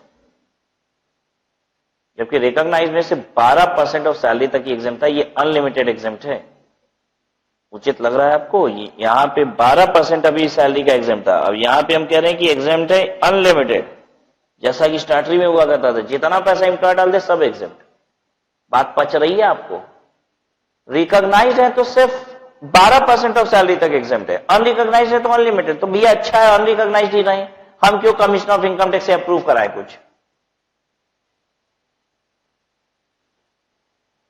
कुछ चालाकी है गवर्नमेंट की। अभी थोड़ी देर में पता चलेगा गवर्नमेंट फायदा नहीं दे रही है। आपको लग रहा है कि एग्जेम्प्ट कर दी पूरा पूरा तो फायदा हो गया, फायदा नहीं हुआ। गवर्नमेंट देखिए क्या कर रही है, हल्का सा छोड़ के इतना तेज आपको खींचेगी ना कि आप धाम से उलट जाओगे। यही काम कर रही है गवर्नमेंट, ठीक है। तो ये बेसिकली है क्या, एकदम पलटी मारना है, एकदम उलट के फेंक देना है आपको। ये काम करने जा रही है गवर्नमेंट आपके साथ। तो अभी इसको फायदा मत समझिएगा, अभी पूरा पढ़ लीजिए तब देखिएगा फायदा है कि नहीं है। दूसरा, एटीसी मिलेगा? कहता है नहीं मिलेगा। भाई सी, ये बात पचती भी है, ठीक है, एटीसी नहीं मिलना चाहिए, एटीसी नॉट अवेलेबल, अनरिकॉग्नाइज्ड है ना, तो कुछ तो हल्का। इंटरेस्ट एग्जेम्प्ट फ्रॉम टैक्स, ये भगवान रिकॉग्नाइज में 9.5% एग्जेम्प्ट था, यहां अनलिमिटेड एग्जेम्प्ट है। पलटी मारेगी अभी गवर्नमेंट, फायदा नहीं है, पलटी मारेगी अभी गवर्नमेंट। 9.5% एग्जेम्प्ट हटा दीजिए, एग्जेम्प्ट पूरा है ये लीजिए। अब देखिए यहां लमसम पैसा जो आएगा, यहीं पे गवर्नमेंट आपके साथ खेल खेल रही है। जो लमसम पैसा आएगा, गवर्नमेंट कह रही है पहले तो उसके 4 टुकड़े करो। जो लमसम पैसा आया है वो 4 चीजों से ही तो बना था। किससे? ये 4 चीजों से, ठीक है। तो कह रही है कि 4 टुकड़े करो इसके। ये जो ये 4 पैसा था इसी का तो ये लमसम है, तो गवर्नमेंट कह रही है इसको 4 टुकड़े में डिवाइड करो, 1 2 3 4। एम्प्लॉयर कंट्रीब्यूशन और एम्प्लॉयर के कंट्रीब्यूशन का इंटरेस्ट, कंट्रीब्यूशन का इंटरेस्ट, फिर एम्प्लॉय का कंट्रीब्यूशन कितना आया और एम्प्लॉय के कंट्रीब्यूशन का इंटरेस्ट। एम्प्लॉयर कंट्रीब्यूशन का इंटरेस्ट, एम्प्लॉय कंट्रीब्यूशन, एम्प्लॉय के कंट्रीब्यूशन का interest. Payment received in respect of employee's own contribution, employee का जो अपना कंट्रीब्यूशन का पैसा आया है, ठीक है, जो लमसम इकट्ठा आ रहा है, वो क्या चीज है? जितना पैसा डाला गया था, जो ब्याज आया वही तो है। तो एम्प्लॉय कंट्रीब्यूशन जो है वो एग्जेम्प्ट है कह रहा है, और ये एग्जेम्प्ट होना भी है। दुनिया का कोई कानून इसको टैक्सेबल नहीं बना सकता। या सोच के देखिए, ये यूआरपीएफ क्या है? गुल्लक है। मैं एम्प्लॉय हूं, मुझे जो पैसा मिला, सैलरी का मिला, मैं उसी पैसे से तो इस पैसे में, गुल्लक में पैसा डालता हूं। तो मुझे जो पैसे मिले मैंने उस पर ऑलरेडी टैक्स दे दिया। अब जब पैसे मिले और मैं उसको उठा के गुल्लक में डालता हूं, गुल्लक एक दिन फोड़ता हूं, उससे पैसे निकालता हूं, तो फिर मेरी इनकम हो जाएगी क्या? अच्छा मजाक बना रखे हो। मुझे 10 लाख रुपए की तनख्वाह मिली, क्या मैंने उस पर टैक्स दिया? हाँ दिया। अब वो 10 लाख रुपए लेके आए, घर में एक गुल्लक में डाल दिए। अभी 4 दिन बाद उस गुल्लक को फोड़ दिया, पैसा फिर निकाल लिया, फिर इनकम आ गई 10 लाख। अरे फिर नहीं आ गई, ये तो वही वाला पैसा है भाई साहब जो आपको कुछ दिन पहले मिला था सैलरी के रूप में। नहीं तो तब तो कल्याण हो जाए आपकी इनकम का। फिर तो एम्प्लॉयर ने 10 लाख रुपए दिए, इनकम घर ले जाके गुल्लक में डाले और फिर गुल्लक फोड़ के निकाले, तो फिर इनकम 10 लाख रुपए की ले जाके उसको बैंक में डाल दीजिए, फिर बैंक से निकाल लीजिए, कहिए फिर इनकम आ गई 10 लाख रुपए की। तब तो आप अरबपति खरबपति हो जाएंगे। कमाए साल भर में 10 लाख रुपया, बार बार कहीं डालिए निकालिए, इनकम हो जा रही है, तब तो आप अरबपति खरबपति हो जाएंगे। Are you understanding what I am trying to say? वो मेरा पैसा है, मैं कहीं भी डाल के उसको वापस निकालूंगा तो वो मेरी इनकम नहीं हो जाएगी। बात समझ में आ रही है? तो ये एग्जाम्प्ट है, तो गवर्नमेंट को ये आसान नहीं कर रही है। इसको टैक्सेबल बनाने की ताकत भी किसी में नहीं है। तो ये थोड़ी ना कह सकता है किसी में ताकत जो ये कहते कि गुल्लक में पैसा डालो, गुल्लक फोड़ के निकालो तो इनकम हो जाएगी। अगली बात सुनिए, interest on employees contribution, employee के कंट्रीब्यूशन पे जो इंटरेस्ट आया, taxable under head income from other sources. Employee के कंट्रीब्यूशन पे जो इंटरेस्ट आया ये आईओएस की इनकम है। और सुनिए, employer contribution and interest thereon, employer का कंट्रीब्यूशन और इस पे इंटरेस्ट टैक्सेबल अंडरहेड सैलरी, ये दोनों सैलरी की इनकम है। तो गवर्नमेंट क्यों माफ कर रही थी, अब समझने की कोशिश कीजिएगा। जब मैं पैसे डाल रहा था, जब एम्प्लॉयर पैसे डाल रहा था तो गवर्नमेंट कह रही थी एग्जेम्प्ट, इसलिए कह रही थी एग्जेम्प्ट, कह रही थी पहले डालने दो एम्प्लॉयर को, पहले 20 साल तक डाल लेगा ना तो इकट्ठा जब पैसा आएगा तो कुल मिला के एक बार में टैक्सेबल बनाएंगे। बात बताइए, हर साल 1-1 लाख रुपए पे अगर टैक्स लगता तो कम लगता, 20 साल में वही 20 लाख रुपया बन गया, 30 साल में वो 30 लाख रुपया बन गया, जब इकट्ठा आएगा तो टैक्स भी ज्यादा लगेगा। समझने की कोशिश करो, मेरी सैलरी 6 लाख रुपया है, अगर मुझे हर साल 1-1 लाख रुपया मिलता ना तो उस 1 लाख रुपए पे मैं 20% का ही टैक्स देता। ऐसे समझो मेरी सैलरी 4 लाख रुपए है, मुझे हर साल 1-1 लाख रुपए मिला होता तो मैं उस पैसे पे 1 लाख रुपए पे 5% का टैक्स देता। लेकिन मुझे पैसा इकट्ठा मिल जाने की वजह से, मुझे पैसा इकट्ठा मिला, 30 लाख रुपए 40 लाख रुपए एक साथ आया और वो सीधे गवर्नमेंट इनकम बना दी सैलरी की, तो इस बार मैं 23% के स्लैब में चला गया और 30% के टैक्स रेट से मुझे टैक्स देना पड़ गया। तो गवर्नमेंट यही चाहती भी है, यूआरपीएफ पे गवर्नमेंट ज्यादा टैक्स लेगी आपसे, जब इकट्ठा पैसा निकलेगा ना तब ज्यादा लेगी, क्योंकि आपकी इनकम एक साथ ज्यादा बढ़ेगी। और ध्यान दीजिएगा, यहां रिलीफ नहीं मिलेगा 89(1) का, रिलीफ 2 ही केसेस में मिलता है, जब आपको एडवांस सैलरी मिलती है या एरियर सैलरी मिलती है। ये एडवांस सैलरी एरियर सैलरी नहीं है, ये अनरिकॉग्नाइज्ड प्रोविडेंट फंड का पैसा है। तो इकट्ठा पैसा आएगा, कोई रिलीफ वगैरह नहीं है, ज्यादा रेट से टैक्स देना पड़ जाएगा। ठीक है ये बात। तो ये कहानी हो गई यूआरपीएफ की, याद रहेगा सब। स्टैट्यूटरी तो बड़े मजेदार था, सब कुछ एग्जेम्प्ट। रिकॉग्नाइज एम्प्लॉयर का कंट्रीब्यूशन 12% तक और इंटरेस्ट 9.5% तक एग्जेम्प्ट। यूआरपीएफ जब डाला गया तब तो एग्जेम्प्ट, इंटरेस्ट भी एग्जेम्प्ट, जब निकलेगा तब कल्याण होगा। एम्प्लॉयर का कंट्रीब्यूशन और उसका इंटरेस्ट सैलरी, एम्प्लॉय के कंट्रीब्यूशन का इंटरेस्ट आईओएस, और एम्प्लॉय का अपना कंट्रीब्यूशन ये तो कोई भी इनकम नहीं बना सकता, इसलिए एग्जेम्प्ट।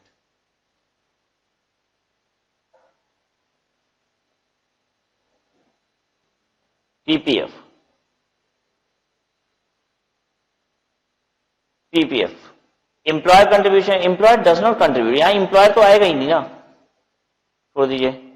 क्या एटीसी मिलेगा जो मैं पैसा डाल रहा हूं उसका? हाँ मिलेगा, एटीसी इज अवेलेबल। आइए नीचे वाले फंड में, is ATC available? Yes obviously it's available, ATC available लिखिए। जो मैं पैसे डाल रहा हूं उसका एटीसी मिलेगा। इंटरेस्ट जो आएगा इसमें एग्जेम्प्ट फ्रॉम टैक्स, बड़ी सुंदर बात, इंटरेस्ट जो आएगा ये एग्जेम्प्ट है। जो लमसम पैसा निकाला जाएगा एग्जेम्प्ट फ्रॉम टैक्स, जो लमसम निकालोगे वो भी एग्जेम्प्ट है। ये भी अच्छा है। पीपीएफ भी बैंक में खाता खोल लो, जितना पैसा डालोगे एटीसी, ब्याज एग्जेम्प्ट हो जाएगा और जो लमसम पैसा निकालोगे वो भी एग्जेम्प्ट रहेगा, वो भी इनकम में जोड़ा नहीं जाएगा, तो अच्छा ही है। हालांकि एटीसी की लिमिट है वो याद रखिएगा, 1.5 लाख रुपए से ज्यादा आपको एटीसी में छूट मिलती नहीं है। और एक चांस की बात है, पीपीएफ में भी 1.5 लाख से ज्यादा जमा भी नहीं होता है। मतलब हम बैंक में जाते हैं और पीपीएफ में 2 लाख रुपए की पेन स्लिप भर के जमा भी कर रहे हैं तो वो बैंक वाला लेगा ही नहीं। पीपीएफ की लिमिट है, इस खाते में साल भर में 1.5 लाख रुपया ही ज्यादा से ज्यादा लिया जाता है। चांस की बात है, ऐसा नहीं है कि एटीसी से कोरिलेट करते हुए वाली बात है। एटीसी की लिमिट भी 1.5 लाख रुपए और पीपीएफ के खाते में भी 1.5 लाख रुपए से ज्यादा जमा नहीं होता। तो जब हम जमा करने जाएंगे तो खुद ही नहीं जमा होगा 1.5 लाख रुपए से ज्यादा। तो एग्जाम में आपका क्वेश्चन कभी गलत नहीं होगा, वो इसलिए क्योंकि एग्जाम के क्वेश्चन में कभी ये तो लिख ही नहीं सकता कि पीपीएफ के खाते में आपने 2 लाख जमा किया, क्योंकि होता ही नहीं है जमा, तो गलत क्वेश्चन कैसे बना देगा। तो ज्यादा से ज्यादा बोलेगा 1.5 लाख रुपए आपने जमा किया और जितना जमा किया उतना एग्जेम्प्ट भी है। बात समझ में आ रही है? वैसे तो आप ये समझ लीजिए पीपीएफ खाते में जितना जमा करोगे उतना एग्जेम्प्ट है, ठीक है, जितना जमा करोगे उतना एग्जेम्प्ट है, क्योंकि 1.5 लाख से ज्यादा जमा ही नहीं होगा ना। तो एग्जेम्पशन की बात, 1.5 लाख रुपए ज्यादा से ज्यादा जमा होता है और एटीसी में 1.5 लाख रुपए से ज्यादा एग्जेम्पशन नहीं मिलती है। यानी एग्जेम्पशन की भी लिमिट 1.5 लाख है और पीपीएफ में जमा करने की भी लिमिट 1.5 लाख है, राइट। चलिए नेक्स्ट देखते हैं हम लोग। सैलरी का मतलब क्या होता है, जो हम लोग 12% ऑफ सैलरी वगैरह बोल रहे थे ना आरपीएफ में, तो सैलरी का मतलब क्या है, basic, D under retirement benefit वाला, और commission if it is fixed percentage of turnover. Fixed percentage of turnover मतलब variable commission, turnover based commission, variable commission. Clear to all?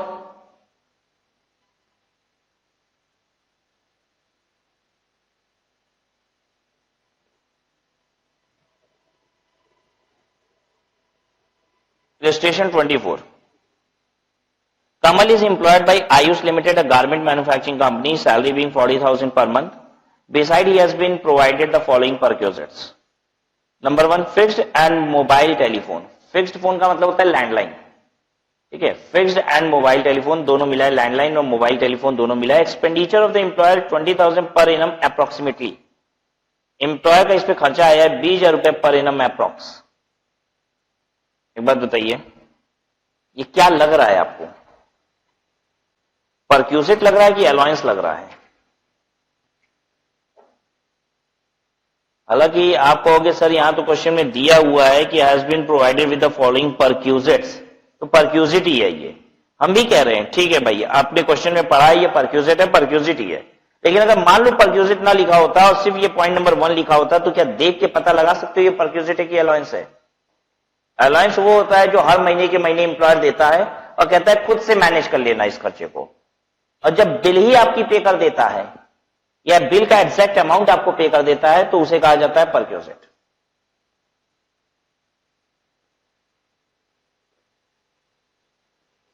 क्या लग रहा है? पता है, अगर ये नहीं भी बताता परक्यूजिट तो भी मैं समझ जाता ये परक्यूजिट ही है। क्यों? क्योंकि ये कहता है कि 20,000 पर एनम अप्रोक्सीमेटली एम्प्लॉयर को पे करना पड़ता है। अप्रोक्सीमेट की बात कब आती है? जब हम एग्जैक्ट खर्चा किसी का देते हैं। अगर हम आपको हर महीने 500 रुपए देंगे तो हमको मालूम है 12 महीने में 6,000 रुपए देना है, फिर ये तो ना बोलेंगे अप्रोक्सीमेटली 6,000 देना पड़ता है, बोलेंगे 6,000 देना पड़ता है। आपके महीने की बिल लगभग 500 के बराबर आती है ना, तो पता है हम क्या बोलेंगे, और हमको वही देना होता है, जो भी आती है वो देना होता है। और आपकी बिल लगभग कितनी आती है? 500 के आसपास, तो हम कहते हैं हम 6,000 के आसपास आपको देते हैं। हम क्या बोलते हैं कि हम आपको 6,000 के आसपास देते हैं। समझ में आई बात सबको?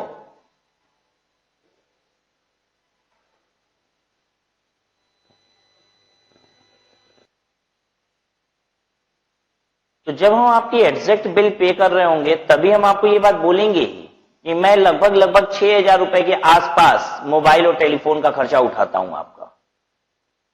समझ में आई बात ना? तो ये परक्यूजिट ही डिटरमिन हो रहा था। अच्छा, मोबाइल और टेलीफोन परक्यूजिट क्या होता है? फुल्ली एग्जेम्प्ट होता है, डू यू रिमेंबर? और अलाउंसेस मोबाइल और टेलीफोन की क्या होते हैं? Fully taxable. लिखवा भी दिया था, याद आ रहा है ना? बुक में ऊपर की तरफ कहीं आपको लिखवा दिया था जब ये परक्यूजिट आया था। तो ये कहां पे पढ़ा था? ये वाला एकदम लास्ट नहीं था, रेसिडुअल, कि जो बच गया वो क्या होगा? टैक्सेबल है। कोई भी any other benefit, last heading थी परक्यूजिट की, एनी अदर बेनिफिट, वहां पे पढ़ा था। X can purchase every year up to 10 jeans manufactured by the company at a concessional price of 500 per jeans. कह रहा है कि X 10 जीन्स खरीद सकता है, X एम्प्लॉई है, वो 10 जीन्स खरीद सकता है 500 के रेट से कंपनी से। Manufacturing cost of the employer 2,000 पर जीन्स। मैन्युफैक्चरर उस जीन्स को 2,000 में बनाता है और एम्प्लॉई को कहता है तुम 10 जीन्स तक साल भर में खरीद सकते हो, 500 रुपए के रेट में तुमको मिलेगा, मतलब अपनी लागत से भी कम में दिया जा रहा है। 2,000 पर जीन्स कॉस्ट है। एमआरपी 3,000 रुपए पर जीन्स है। Discount given to wholesaler 20% on MRP, यानी होलसेलर को क्या रेट पे हम देते होंगे? 3,000 पे 20% डिस्काउंट कर देते हैं, 2,400। मतलब जीन्स बनाता है एम्प्लॉयर 2,000 में, होलसेल में देता है 2,400 रुपया, रिटेल में बेचता है 3,000 रुपए, और एम्प्लॉय को कहता है तुम 10 जीन्स ले सकते हो 500 के रेट पे। और during the previous year excess purchase 6 jeans, X ने 6 जीन्स परचेज कर ली, तो कितना फायदा हो गया? कितने का बेनिफिट है?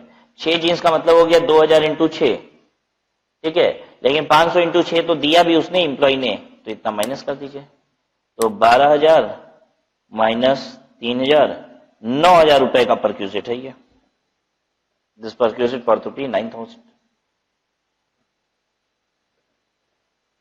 Understood. Rent free house owned by employer in Delhi. Rent free house मिला है which is owned by the employer in Delhi. अगर एम्प्लॉयर के द्वारा ओन्ड हाउस होता है तो ऐसे में पॉपुलेशन ऑफ द सिटी के बेसिस पे किया जाता है। दिल्ली की पॉपुलेशन तो क्रोस में है, तो 15% ऑफ सैलरी, यही हाईएस्ट था, 15% ऑफ सैलरी बन जाएगा। 15% ऑफ सैलरी के लिए सैलरी देखिए इसकी कितनी है,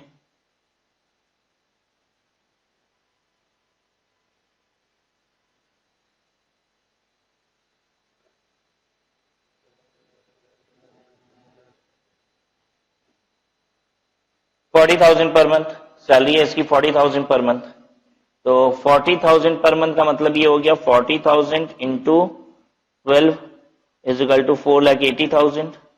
ठीक है, 4,80,000 रुपए का 15% बताओ बच्चों कितना होगा, 4,80,000 into 15%,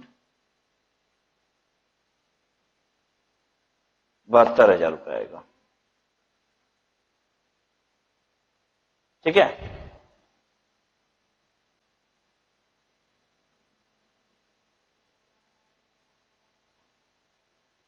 Illustration 25. Interest at the rate of 11% amounting to इतना is credited to RPF account of the employee. Calculate the amount exempt. इतना रुपया इंटरेस्ट का आया, ये इंटरेस्ट किस रेट से दिया गया, 11% के रेट से, 9.5% ही एग्जेम्प्ट है। तो आप क्या कीजिए, 17,952 इंटू 9.5 डिवाइडेड बाई 11 कर दीजिए, ये एग्जेम्प्ट आ जाएगा। अगर टैक्सेबल पोर्शन निकालना हो तो कितना ज्यादा दिया जा रहा है, 9.5 की जगह 11, तो 1.5% ज्यादा है, तो 17,952 इंटू 1.5 अपॉन 11 कर दीजिए, तो आपको अब मिल जाएगा टैक्सेबल पोर्शन। ये 11% के रेट के हिसाब से ये इंटरेस्ट बना है। अंडरस्टूड।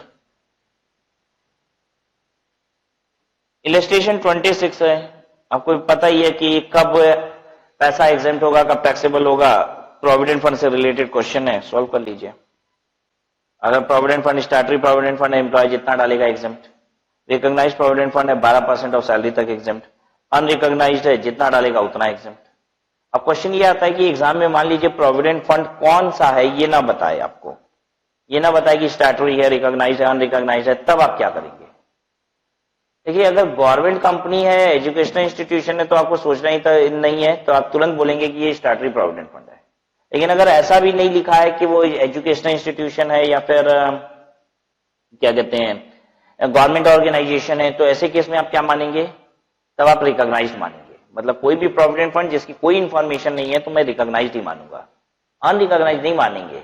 आजकल के जमाने में क्या ऐसे लोग मिलेंगे कि प्रोविडेंट फंड का कानून नहीं लागू होता है तो भी प्रोविडेंट फंड इकट्ठा कर रहे हैं एम्प्लॉय के लिए? कौन करता है ये सब? जिसके ऊपर लागू होता है वो तो करता नहीं है। जिसके यहाँ 20 से अधिक, देखिए आप ट्रेनिंग पे जाएंगे ना तो देखेंगे ये सब चीज, आपको दुनिया देखने को तभी मिलेगी। लोगों के यहाँ 20 से अधिक एम्प्लॉय हैं, वो करते क्या है पता है, 20 एम्प्लॉय दिखाते नहीं है पेरोल पे। ठीक है, जो अटेंडेंस होती है एम्प्लॉयज की उसमें 20 एम्प्लॉय से ज्यादा है, मान लीजिए 22 एम्प्लॉय है, कंपनी क्या करती है 15 एम्प्लॉय का अटेंडेंस में नाम लिखती है, 7 का लिखती ही नहीं है। उनको कहती है तुम लोग को अटेंडेंस नहीं लगानी है, ताकि कंपनी में कितने एम्प्लॉय दिखाई देंगे, 15, और 15 दिखाई देंगे तो पीएफ कंप्लाई करना ही नहीं है। समझ में आ रही है ना बात सबको? तो प्रैक्टिकल तो ये जमाना है, जिसके ऊपर कानून लागू होता है पीएफ का वो तो करता नहीं है। तो क्या ये सपने में भी सोचा जा सकता है कि जिसके ऊपर कानून लागू नहीं होता है वो पालन करेगा? कहां से सोचेंगे ये सब? तो इसलिए हमेशा प्रोविडेंट फंड को कौन सा मानेंगे बाय डिफॉल्ट? रिकॉग्नाइज्ड ही मानिएगा।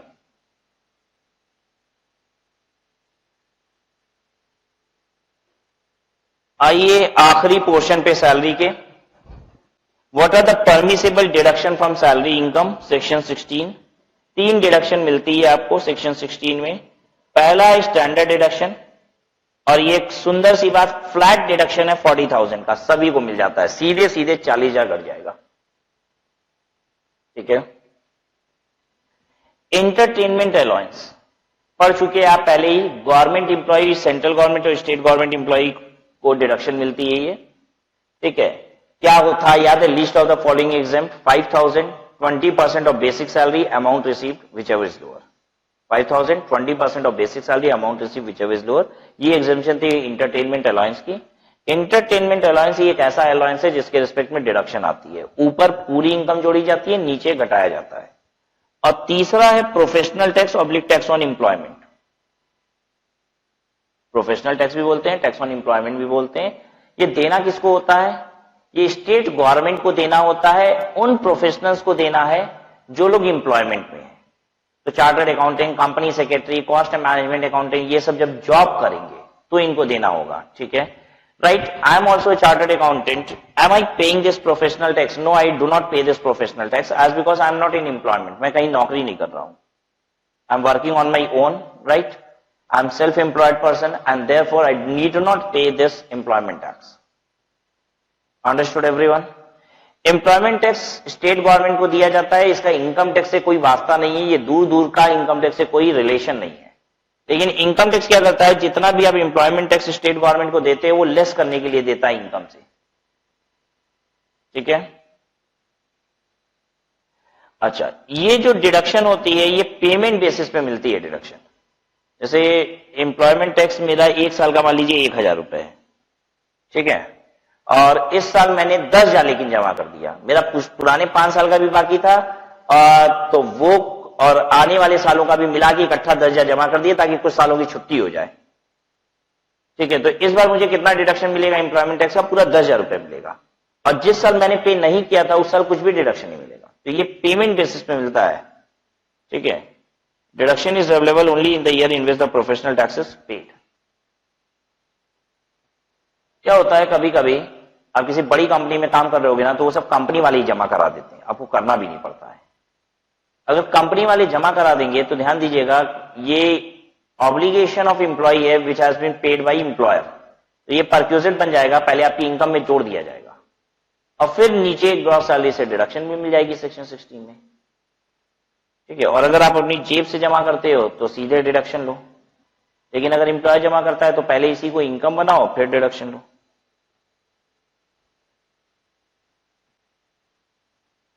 इंटरटेनमेंट अलाउंस पे क्वेश्चन है, ये जरूरत नहीं है करने की। एबीसी प्राइवेट लिमिटेड में काम करता है बंदा, ठीक है, गवर्नमेंट एम्प्लॉय है नहीं, कोई डिडक्शन नहीं मिलेगा, नॉट डिडक्टेबल। सुंदर सा क्वेश्चन बना है कंफ्यूज करने के लिए, बस पूरी कहानी सुना रहा है। प्राइवेट लिमिटेड कंपनी का एम्प्लॉय है, गवर्नमेंट एम्प्लॉय है नहीं, कोई डिडक्शन नहीं मिलेगा।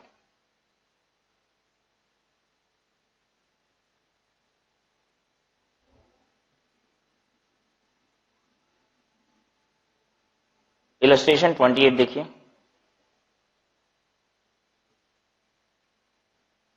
इलस्ट्रेशन 28 क्या है?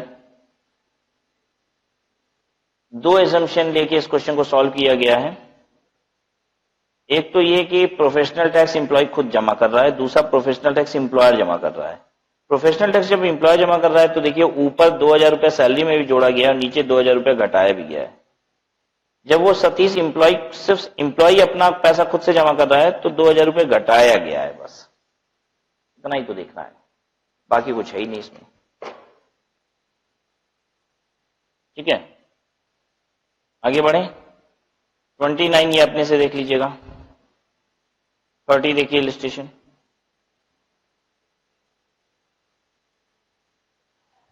Illustration 30. On the basis of the following information, compute the taxable income of Om Prakash under the head salaries for the assessment year 1920. Basic pay, dearness allowance, entertainment allowance, tribal area allowance, his own contribution towards statutory provident fund, employer's contribution to statutory provident fund, interest credited to SPF 10%, okay. House rent allowance 1,600 per month. देखिए is an employee of government of UP. देखिए बताने की जरूरत ही नहीं थी, मुझे तो पता चल गया था ये गवर्नमेंट एम्प्लॉय मोस्ट प्रोबेबली होगा क्योंकि यहां स्टैट्यूटरी प्रोविडेंट फंड लिखा हुआ था। अगर मैं एग्जाम के क्वेश्चन फ्रेम कर रहा होता या इस क्वेश्चन को मैंने फ्रेम किया होता तो मैं नीचे गवर्नमेंट ऑफ यूपी जरूर लिख देता, लेकिन यहां पे मैं स्टैट्यूटरी प्रोविडेंट फंड नहीं लिखता। पता है कितना लिखता? सिर्फ प्रोविडेंट फंड लिखता। कहता जब मैं बता रहा हूं नीचे गवर्नमेंट एम्प्लॉय है तो बच्चे खुद ही से सोचे वो कौन सा फंड है, क्यों बताऊं। मैं अगर इस क्वेश्चन को फ्रेम कर रहा होता तो स्टैट्यूटरी शायद ना लिखता और हो सकता है एग्जाम में भी क्वेश्चन ऐसा है। गवर्नमेंट एम्प्लॉय की बात कर रहा है तो प्रोविडेंट फंड स्टार्टर ही होगा। वो रेंट कितना पे कर रहा है 2400 पर मंथ, और अब आपको इनकम निकालनी है। एचआरए वगैरह में जो एग्जेम्पशन मिलती है उसके लिए यूज होता है basic, DA under retirement benefit, और commission if it is fixed percentage of turnover. DA के बाद ब्रैकेट में कुछ भी नहीं लिखा हुआ है, इसका मतलब क्या होता है? इसका मतलब होता है nothing forms part of retirement benefit. ये हमने बताया था आपको, डीए के बाद ब्रैकेट में कुछ नहीं लिखा हुआ है, इसका मतलब क्या होगा? Assumed nothing forms part of retirement benefit.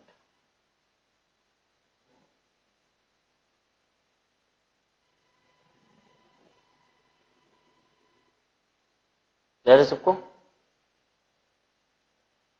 तो इसके बाद और भी बहुत सारे इलस्ट्रेशन है। कॉन्सेप्ट क्लैरिटी बहुत इंपॉर्टेंट है बच्चों, ध्यान दीजिएगा। इनकम टैक्स वो सब्जेक्ट है जहां पे आप बहुत प्रैक्टिस कर लेते हैं न्यूमेरिकल की तो बहुत स्ट्रांग हो जाएंगे, ऐसा नहीं है, क्योंकि न्यूमेरिकल्स की प्रैक्टिस में कुछ होता ही नहीं है। इनकम टैक्स में प्रोविजन याद होनी चाहिए। अब ग्रेचुइटी की एग्जेम्पशन निकालनी है, 10 बार प्रैक्टिस कर लो, 50 बार क्वेश्चन को प्रैक्टिस कर लो, कुछ नहीं कर पाओगे अगर प्रोविजन याद नहीं है।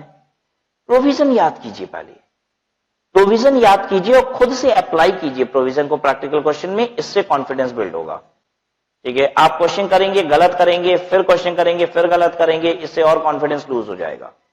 तो do not solve the question first, पहले एक बार फिर से पूरे सैलरी चैप्टर को पढ़िएगा, एक एक प्रोविजन को रट जाइए बढ़िया से, उसके बाद इलस्ट्रेशन को सॉल्व कीजिए और तब आपका इलस्ट्रेशन सही होगा।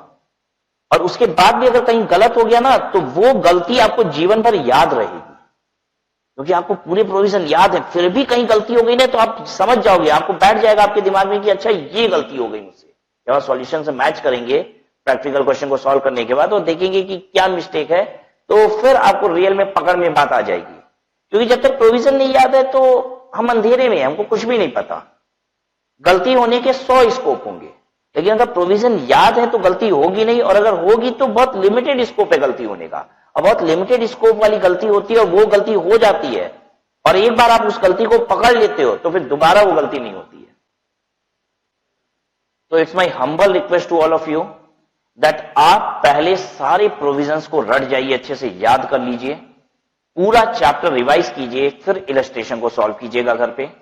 ठीक है, एक एक इलस्ट्रेशन को खुद से सॉल्व कीजिए, आंसर्स को फिर उसके बाद क्या कीजिए, मैच कीजिए।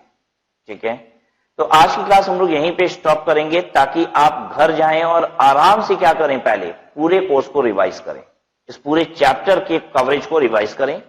अगली क्लास में आएंगे तो जो अनसॉल्व्ड एक्सरसाइजेस चैप्टर के हैं वो आपके साथ करेंगे, और जब हम अनसॉल्व्ड एक्सरसाइजेस आपके साथ करेंगे तो हमें फुल पार्टिसिपेशन चाहिए, बच्चों को सब कुछ याद होना चाहिए, क्योंकि एक प्रैक्टिकल क्वेश्चन जब हम सॉल्व करते हैं तो कम से कम 10-10 प्रोविजन उसमें अप्लाई होते हैं।